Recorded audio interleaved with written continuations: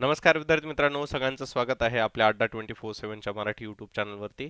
तर CHSLचे जे काही क्लास आहे आपले सध्या रेकॉर्डेड स्वरूपामध्ये चालू आहे. सध्या तलाठी, पशु संवर्धन वगैरे याची जरा जोरात तयारी, जय्यत तयारी चालू आहे. त्यामुळे सगळे क्लासेस आपले लाईव्ह स्वरूपामध्ये जात आहे.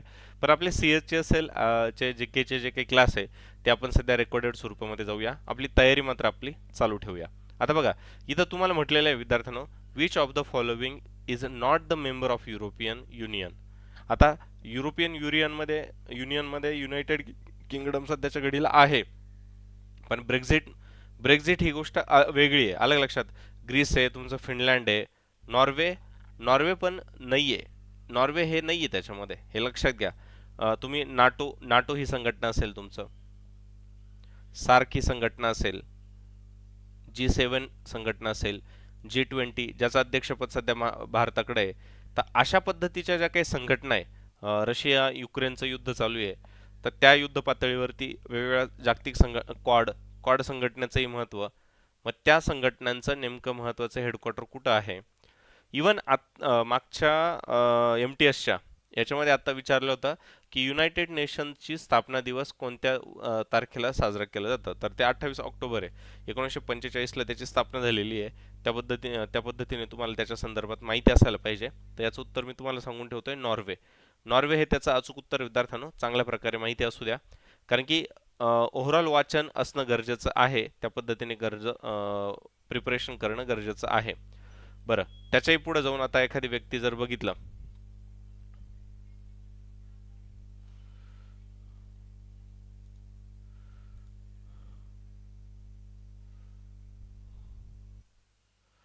अलग लक्षात विद्यार्थी मित्रांनो.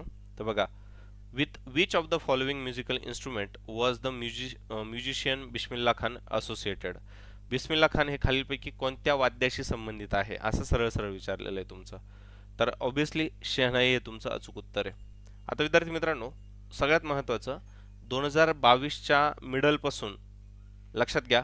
मला बरेच जण म्हणतात की सर, चालू घडामोडी याच्या MTS असेल, तुमचं CHSL असेल, याच्या दृष्टीने तर कोणकोणते मुद्देसूदपणे केलं पाहिजे याच्या संदर्भात जर बघितलं तुम्ही, महत्त्वाचे जे काही निधन झालेले आहे, संगीत क्षेत्रातील व्यक्ती असतील, संरक्षण क्षेत्रातील व्यक्ती असेल, किंवा तुमच्या यातील काही व्यक्ती विशेष असेल, तर ते तुम्हाला त्या पद्धतीने विशेष माहिती असायला पाहिजे. अलग लक्षात. तर तेवढं व्यवस्थितरित्या बारकाईने मुद्दे सूदपणे बघून घ्या. आणि काही तुम्हाला असं वाटलं की एखादा घटक तुमच्याशी इनकम्प्लीट होतोय, कारण की हे रेकॉर्डेड स्वरूपामध्ये, लाईव्ह स्वरूपामध्ये तुम्ही तुमच्या डाऊट्स, तुमच्या शंका आमच्यापर्यंत पोहोचवू शकतात. त्या गोष्टी घटक व्यवस्थितरित्या क्लिअर होतात. अलग लक्षात. तर ठीक आहे, काही हरकत नाही, आपण ते मुद्दे सुद्धा आपण क्लिअर करणार आहोत. ठीक आहे. तर आपला विषय काय चालू होता पुढचा, हे बघा. The environment includes. पर्यावरणामध्ये खालीलपैकी कोणकोणत्या घटकांचा समावेश होतो. आता इथं जैविक घटक, हे बघा, अजैविक घटक, बायोटिक हे म्हणजे जैविक असतात. तर इथं डी हे तुमचं अचूक उत्तर येतं विद्यार्थ्यांनो. पर्यावरणाशी एबियोटिक आणि बायोटिक म्हणजे जैविक घटक आणि अजैविक घटक च्या संदर्भात जे काही वातावरण बनत असतं विद्यार्थ्यांनो, आता हे तुम्हाला माहिती असायला पाहिजे. हायड्रोस्फिअर, बायोस्फिअर, ॲटमॉस्फिअर, लिथोस्फिअर, याचं जे काही बेसिक भाग आहे तो तुम्हाला बारकाईने व्यवस्थितरित्या कळायला पाहिजे विद्यार्थ्यांनो. अलग लक्षात. कोणता भाग आहे हे तुम्हाला लक्षात आलं पाहिजे.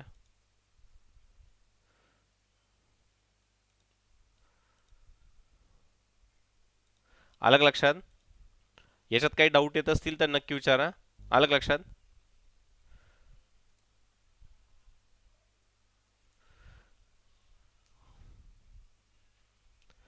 समजताय का. जैविक घटक आणि अजैविक घटक म्हणून पर्याय क्रमांक 4 हे तुमचं अचूक उत्तर येत आहे. जैविक घटक आणि अजैविक घटक. हा, आता अशा प्रकारचा संबंध बघा, थोडंसं कुठंतरी तुमचं काय होतं, कन्फ्युजन होऊ शकतं. थोडंसं कुठंतरी कन्फ्युजन होऊ शकतं. त्यामुळे तो घटक तुम्हाला व्यवस्थितरित्या क्लिअर करून घ्या. अलग लक्षात विद्यार्थ्यांनो. तो घटक व्यवस्थितरित्या क्लिअर करून घ्या. कुठल्याही मनामध्ये कन्फ्युजन ठेवू नका. जे काही तुम्हाला भाग आहे, आता या ठिकाणी कदाचित बऱ्याच जणांनी हा घटक थोडा बारकाईने वाचायचा राहून गेला असेल कोणाचा, किंवा त्याच्यात वाचनात आलेला नसेल, असं येऊ शकतं. आय थिंक आता तुम्ही कमेंट नाही टाकू शकत, हे गोष्ट तितकीच खरी आहे. पण ॲटलिस्ट थोडंफार तरी त्याच्याबद्दल वाचन असणं गरजेचं आहे. आता काही पर्याय मात्र इंग्रजीमध्ये आहे, त्याच्यामुळे तुम्हाला थोडंसं सांगायला थोडंसं जड जाऊ शकतं आपल्या ग्रामीण भागातील विद्यार्थी. तर बघा, लाईट हा वातावरणाशी येतो, प्रेसिपिटेशन तो पण येतो, तापमान पण येतं. तर एडिफिक फॅक्टर जो आहे विद्यार्थ्यांना, हा सरळ सरळ सरळ सॉईलशी संबंधित आहे, सॉईल प्रोफाईलशी संबंधित आहे. सॉईल कोणत्या प्रकारचं बदलतं, टोपोग्राफीवरती काय असतं. तर त्याच्यामुळे तुमचा सॉईल हा ॲटमॉस्फिअरशी म्हटलेलं आहे ना, तुमचं ॲटमॉस्फिअरशी येत आहे ना, लक्षात येत आहे का? लक्षात येत आहे का? सरळ सरळ कशाशी संबंध येतोय तुमचा, कळत आहे का? मग तुम्हाला सगळ्यात महत्त्वाचं प्रसिद्ध नृत्य प्रकार आणि त्याच्याशी संबंधित, जसं मगाशी मी उल्लेख केलेला होता, ते घटक तुम्हाला महत्त्वाचे लक्षात आले पाहिजे. हां, आता इथं याच्यातलं उत्तर दिलं आहे, सॉईलशी संबंधित आहे. हा तो भाग त्याच्याशी संबंधित येतो. आता बघा, कदाचित तुम्ही मी लिहिता लिहिता काही गोष्टी तुमच्या लक्षात येतील. उत्तर प्रदेश असू द्या, तुमचं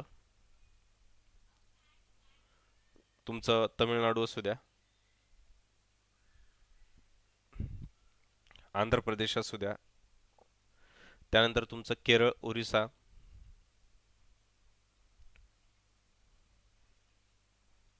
किंवा तुमचं मणिपूर आणि मणिपूर असू द्या, यांच्याशी संबंधित बघा. हा, उत्तर प्रदेश म्हटलं तर तुमचं कथ्थक येतं. उत्तर प्रदेश म्हटलं तर कथ्थक येतं. तमिळनाडू म्हटलं तर तुमचं भरतनाट्यम येतं. बरं, भरतनाट्यम येतं. आंध्र प्रदेश म्हटलं तर तुमचं कुचिपुडी येतं. नीट लक्षात घ्या विद्यार्थ्यांनो, हे शब्द महत्त्वाचे. परत केरळ आलं तर कथकली, म्हणून मी ते व्यवस्थितरित्या क्लिअर करून घेतोय. कथ्थक आणि कथकलीमध्ये बरेच जण कन्फ्युजन करतात. ओरिसा म्हटलं तर ओडिसी येईल, ते नावावरूनच पकडता येईल. आणि मणिपूर म्हटलं मणिपुरी येईल. पण आता याच्यामध्ये महत्त्वाचे, या ओडिसी आणि मणिपुरीशी संबंधित संयुक्ता पाणिग्राही असेल, तुमचं सोनल मानसिंग असेल, माधवी मुद्गुल, हे तुमच्या ओडिसी या डान्स प्रॅक्टिसशी संबंधित आहे. आणि मणिपुरीचा विचार केला तर झवेरी भगिना, उदय शंकर, हे महत्त्वाचे जे प्रसिद्ध कलाकार आहे, या गोष्टीशी संबंधित आहे. अलग लक्षात. आणि भारताची जी काही गौरवचिन्ह आहे ना विद्यार्थ्यांनो, त्या संदर्भात तुम्हाला बऱ्याच वेळा कन्फ्युजन येऊ शकतं.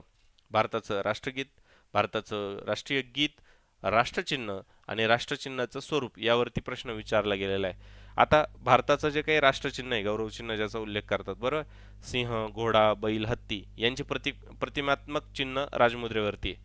अलग लक्षात. तर याच्यामध्ये चार सिंहांपैकी तीन दर्शनी बाजूस आणि एक पाठीमागच्या बाजूस आहे. तर उजव्या बाजूला घोडा आणि डाव्या बाजूला बैल असं धर्मचक्र त्याच्यामध्ये. तर तिच्या वरती सत्यमेव जयते हे ऐकलं आहे. तर ही बनवण्याची जबाबदारी पंडित मदन मोहन मालवीय यांची होती. अलग लक्षात. मग प्रथम गायन कधी केलं गेलं होतं, किंवा तुमचं आपलं राष्ट्रीय गीताचं गायन कुठं झालेलं होतं. आता तुम्ही बऱ्याच वेळा गौरवचिन्हांच्या बाबतीमध्ये एखादा प्रश्न नक्की असा विचारला जाऊ शकतो, की राष्ट्रीय प्रार्थना, राष्ट्रीय कॅलेंडर याच्याबाबत तुम्हाला बरेच प्रश्न विचारला जाऊ शकतो. तर आता राष्ट्रीय कॅलेंडरला मान्यता कधी दिली होती, तर 22 मार्च 1957ला. हां, नंतर खूप उशिरा, म्हणजे त्याच्यावरती काम चालू होतं. 22 मार्च 1957ला आपल्या राष्ट्रीय कॅलेंडरला मान्यता देण्यात आलेली आहे. अलग लक्षात. तर या कॅलेंडरमध्ये काय विद्यार्थ्यांनो, शक्य कालगणनेनुसार त्याची रचना करण्यात आलेली होती. म्हणजे इसवी सन, म्हणजे आपलं ते बिफोर क्राइस्ट जे आहे ना, त्याच्या आधी जवळपास 78 वर्ष राष्ट्रीय कॅलेंडरनुसार नववर्षाची सुरुवात मानली जाते, म्हणजे गुढीपाडवा, चैत्र शुद्ध प्रतिपदा. अलग लक्षात. म्हणजे ग्रेगोरियन कॅलेंडरशी त्याची जोडी लावताना आपल्याला लक्षात आलं पाहिजे. तर ग्रेगोरियन कॅलेंडरनुसार 365 असतात, आणि आपल्या याच्यामध्ये वेळ निश्चित करावी लागते. आपण बऱ्याच वेळा म्हणतो अधिक मासाचे महिने किंवा काय, याचा बराच आपण उल्लेख करत असतो, बरोबर आहे का नाही? असा बऱ्याच वेळा उल्लेख येत असतो त्याच्या गोष्टींशी. तर तो घटक तुम्हाला परफेक्ट याने माहिती असायला पाहिजे. पुढे, in the context of Mughal administration, which of the following is the most appropriate definition of adwab. अद्वाब या शब्दाचा अर्थ काय होतो विद्यार्थ्यांनो? बघा बरं, अद्वाब. तुम्हाला काही डाऊट येत असेल तर निश्चित स्वरूपामध्ये तुम्ही विचारून घेऊ शकतात. योग्य गोष्टी क्लिअर करू शकतात. आलं का लक्षात? त्या पद्धतीने तुम्ही व्यवस्थितरित्या समजून घ्या, व्यवस्थित पद्धतीने क्लिअर करा. बघा तुमचं in the context of Mughal administration याचा अर्थ जर बघितलं विद्यार्थ्यांनो, अदबाब या शब्दाचा अर्थ जर बघितला विद्यार्थ्यांनो, अ टॅक्स लिव्ह म्हणजे त्याच्यावर सूट देणे. लक्षात घ्या, त्या टॅक्सवरती किंवा त्या करावरती सूट देणे. ओव्हर द म्हणजे जी जमीन किंवा जी रेंटल याच्यावरती दिलेली आहे, बरोबर, जी रेंटल याच्यावरती दिलेली आहे समजा, बरोबर, तर तिचा भाग जर बघितला तर त्याचा अर्थ म्हणजे असे मुघल मुघल पिरियडमधील भरपूर सारे काय विद्यार्थ्यांनो, भरपूर साऱ्या गोष्टी अशा की ज्याच्यावरती प्रश्न आपल्याला विचारला जाऊ शकतो. आणि मुघल राजे किंवा मुघल यांचा जर तुम्हाला डोक्यात ठेवायचं असेल तर एक गोष्ट व्यवस्थितरित्या क्लिअर करून ठेवा. राजांचा जर कालखंड मुघल राजांचा कालखंड जर बघितला तुम्ही तर भाजसा असं लक्षात ठेवू शकतात तुम्ही.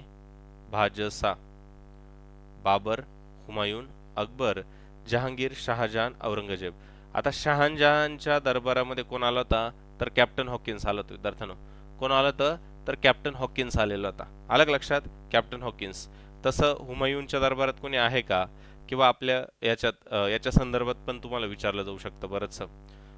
कुठलं आपलं हे कोणकोणत्या प्रथा कोणत्या गव्हर्नरच्या कार्यकाळामध्ये बिमोड करण्यात आल्या होत्या किंवा त्यांची नवीन पद्धती सुरू झालेल्या होत्या, त्याच्या संदर्भात तुम्हाला माहिती असायला पाहिजे. ठीक आहे. आता घेऊया पुढचा प्रश्न विद्यार्थ्यांनो बारकाईने.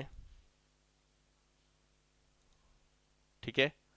पुढचा प्रश्न, कटी कटी Bihu in Assam is celebrated by lightning a lamp in front of. कोणत्या झाडाच्या समोर दिवा लावून ही पद्धत काय केली जाते विद्यार्थ्यांनो? म्हणजे आता या ट्रायबल ग्रुप ज्या आहे विशेष करून, अलग लक्षात विद्यार्थ्यांनो, ज्या काही विशेष करून ट्रायबल ग्रुप्स आहे त्याच्याबाबत बरेचसे प्रश्न तुम्ही बघितले असतील किंवा त्याबाबत प्रश्न येऊ पण शकतात बरं का विद्यार्थ्यांनो. आणि म्हणून आपण अलर्ट राहायचं आहे.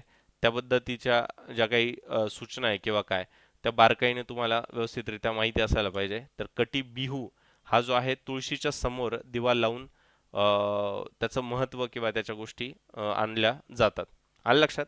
आता बघा, भारतीय सेना दलाच्या रचनेवरती सुद्धा आपल्याला प्रश्न विचारले जाऊ शकतात. भारतीय सेना दलाच्या रचनेवरती किंवा संरचना जी आहे त्याच्यावरती आपल्याला बऱ्याच वेळा प्रश्न विचारले जातात. आता बघा, आर्मी, बरोबर, आर्मी, नेव्ही आणि तुमचं एअरफोर्स. मराठीतले पण शब्द आपण क्लिअर करूया आणि सर्वोच्च अधिकारी कोण आहे याबाबतही आपण आढावा घेऊया. अलग लक्षात? तर आर्मीचा सर्वोच्च अधिकारी असतो लेफ्टनंट जनरल. Lieutenant general. नेव्हीचा सर्वोच्च अधिकारी असतो विद्यार्थ्यांनो ॲडमिरल.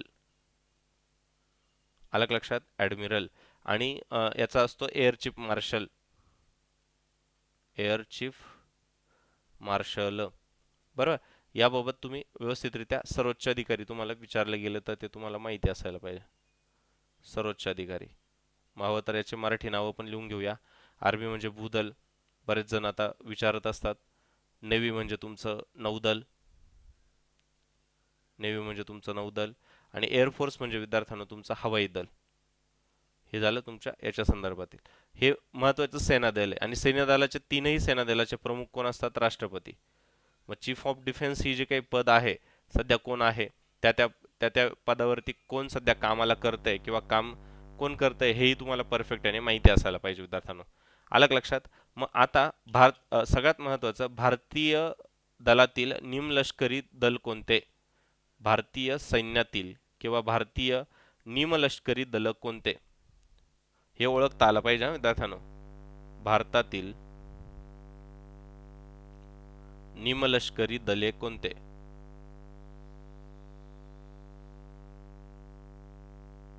तर त्याचे नाव जर तुम्हाला विचारले तर तुम्हाला ते 4 नावं तुम्हाला व्यवस्थितरित्या माहिती असायला पाहिजे विद्यार्थ्यांनो.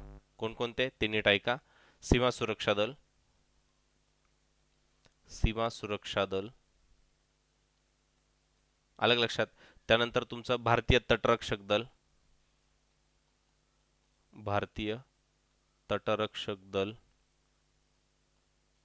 त्यानंतर तुमचं केंद्रीय राखीव पोलीस दल,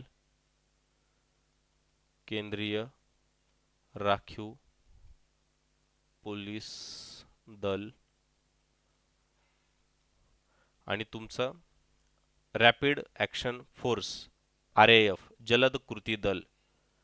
जलद कृती दल.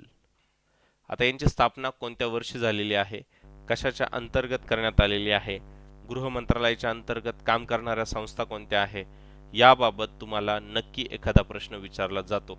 आलं लक्षात? तर त्या पद्धतीने व्यवस्थितरित्या त्याची तयारी करणं, तशी तयारी म्हणजे करून रेडी राहणं आपलं हातात आहे विद्यार्थ्यांनो. आलं लक्षात? तर बघा पुढचा प्रश्न, which is not the functional unit of ecosystem. परिसंस्थेचा खालीलपैकी कोणता घटक नाहीये किंवा त्याच्याशी संबंधित येत नाही, परिसंस्थेशी संबंधित. आलं लक्षात? तर बघा ऑब्वियसली स्ट्रॅटिफिकेशन. स्ट्रॅटिफिकेशन हा भाग नाही विद्यार्थ्यांना. आता उत्पादकता लक्षात घ्या.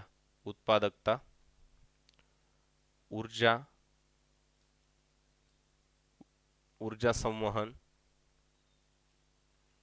डिकम्पोजिशन म्हणजे त्याचं पूर्ण विघटन होणे,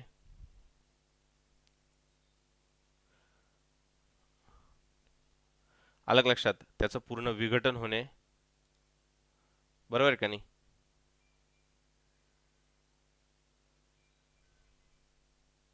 समजताय का? चला पुढचा प्रश्न घेऊ मग. चला पुढचा. आता इथं परत एक प्रश्न येतो विद्यार्थ्यांनो तुम्हाला. बघा व्यवस्थितरित्या याचं उत्तर तुम्ही देऊ शकतात, व्यवस्थितरित्या क्लिअर करू शकतात. बघा, inscriptions composed in praise of kings of ancient India are known as. एखाद्या राजेच्या काय म्हणतो आपण, त्याच्या वर्णन करण्यासाठी किंवा त्याचं स्वागत करण्यासाठी किंवा त्याचं कौतुक करण्यासाठी, प्रेज त्याच्या याच्या प्रित्यर्थ, त्याला त्याला काय म्हटलं जातं विद्यार्थ्यांनो, प्रशस्तीस असं म्हटलं जात होतं. मग तुम्ही वेगवेगळ्या याच्यामध्ये उल्लेख केलेला असेल. आता त्रिपिटिका किंवा जातक कथा या तुमच्या बौद्ध धर्माशी संबंधित आहे, त्यामुळे त्याच्याशी संबंधित गोष्टी तुम्हाला परफेक्ट याने माहिती असायला पाहिजे. अलग लक्षात? प्रत्येकाला कळतंय ना विद्यार्थ्यांनो मी काय म्हणतोय ते? त्या पद्धतीने तुमचे शब्द आणि तुमच्या गोष्टी क्लिअर झाल्या पाहिजे. आलं लक्षात? पुढचा प्रश्न, प्रधानमंत्री जीवन योजनेचा कालावधी कोणता आहे? प्रधानमंत्री जीवन योजनेचा कालावधी कोणता आहे? व्यवस्थितरित्या क्लिअर करून घ्या. समजतंय का प्रत्येकाला? व्यवस्थितरित्या तेच समजून सांगतो विद्यार्थ्यांनो की व्यवस्थित एक एक एक एक अँगल व्यवस्थित क्लिअर करून घ्या. काही डाऊट येत असेल तर विचारून घ्या. तर बघा, तर याचा कालावधी आहे तुमचा 2018 ते 2023-24 हा तुमचा कालावधी आहे. ठीक आहे. आय थिंक तुम्हाला हे गोष्टी क्लिअर होत आहे, व्यवस्थित समजून येत आहे. आता तिकडं याचा उल्लेख पण चालू आहे. ठीक आहे. तर बघा त्यानंतर तुमचा what is the term due to the vapour equatorial. विषुववृत्तीय भागामध्ये सर्वाधिक पाऊस जर पडत असेल वाफेमुळे, तर त्या विषुववृत्तीय भागात सर्वात जर पर्जन्यवृष्टी होत असेल तर त्याला व्हॅस्क्युलर रेन म्हटलं जातं विद्यार्थ्यांनो. पर्जन्यवृष्टी, व्हॅस्क्युलर रेन हा एक शब्द परफेक्ट आहे. आणि शेवटचा प्रश्न येतो विद्यार्थ्यांनो आजच्या सेशनचा, the oath of the office to the governor is administrator by whom. जर राज्यपालाला जी काही शपथ दिली जात असते, शपथ म्हटलेलं आहे ओथ, शपथ दिली जाते, तर chief justice of the high court हा त्यांच्या अंतर्गत दिला जातो. आलं लक्षात? तर अशाच प्रकारे तुम्ही अड्डा 24/7चं ॲप्लिकेशन डाउनलोड करा. आपली वर्दी बॅच जी आहे समजा, आलं लक्षात, ही वर्दी बॅच सुद्धा तुम्ही एनरोल करू शकतात विद्यार्थ्यांनो परिपूर्ण पद्धतीने. माझं येत्या 10 जूनपासून चालू ऑलरेडी पुढे पुढे गेलेली थोडीशी. आणि आपली जी ब्रह्मास्त्र बॅच विद्यार्थ्यांनो ती पण तुम्हाला उपलब्ध आहे. आता एनरोल कसं करायचं त्याच्याबद्दल थोडक्यात तुम्हाला सांगतो आणि त्यानंतर आपण रजा घेऊया विद्यार्थ्यांनो. ठीक आहे. तर बघा, अड्डा 24/7च्या वेबसाईटवर गेलात, बरं, अड्डा 24/7च्या जर वेबसाईटवर गेलात तुम्ही, तर परिपूर्ण पद्धतीने तुम्हाला असा वेगवेगळा ऑप्शन्स येईल. तर तिथं टिक केलं तर बघा ऑल कोर्सेसमध्ये गेलात तुम्ही, बरं, ऑल कोर्सेसमध्ये गेलात तर तुम्हाला स्टेट एक्झाम हा ऑप्शन येईल. सर्वात प्रथम आता तुम्ही आपल्या महाराष्ट्र टॅबवरती गेलात तर एक्साईज, CHSL, सरळ सेवा असे भरपूर सारे टॅब आहे. आपलं महाराष्ट्रात गेलो तर इथं तुम्हाला CHSLची बॅच उपलब्ध आहे. तर 1499 रुपयाची बॅच तुम्हाला परिपूर्ण पद्धतीने विद्यार्थ्यांनो 1764 रुपये द्यायची आवश्यकता नाही आहे तुम्हाला. किंवा 1499 रुपये पण देण्याची आवश्यकता नाही आहे. तर तुम्ही माझा Y214 जर कोड अप्लाय केला तर 1464 रुपयामध्ये तुम्हाला ही बॅच उपलब्ध आहे विद्यार्थ्यांनो, SSC CHSL ची. मग आता तलाठी म्हणा किंवा तत्सम आपल्या ज्या काही बॅचेस आहे त्याचाही तुम्ही फायदा घेऊ शकतात. तुम्हाला टेस्टमेट ही पण उपलब्ध आहे, तलाठी भरतीची बॅच पण उपलब्ध आहे किंवा टेस्ट सिरीज पण उपलब्ध आहे. तर 1799 रुपयाची जी बॅच विद्यार्थ्यांनो तुम्ही Y214 जर कोड अप्लाय केला तर 1757 रुपयामध्ये विद्यार्थ्यांनो ब्रह्मास्त्र बॅच, याची डेट मॉडिफाय केलेली आहे, 17 जून पासून उपलब्ध आहे. तर टोटल एकूण 4625 तुमच्या आहे. 18 ते 40 मध्ये तुम्ही देऊ शकतात. बेसिक सॅलरी तुमची किती आहे, 81,000 पर्यंत जाऊ शकते. 12 ऑगस्ट ते तुमचं येत्या 17 जून पासून ही ब्रह्मास्त्र बॅच चालू होते विद्यार्थ्यांनो. येत्या 17 जून पासून ही बॅच चालू होत आहे. तर परिपूर्ण पद्धतीने त्याचा फायदा घ्या आणि योग्य तुमच्या तयारीला योग्य दिशा द्या.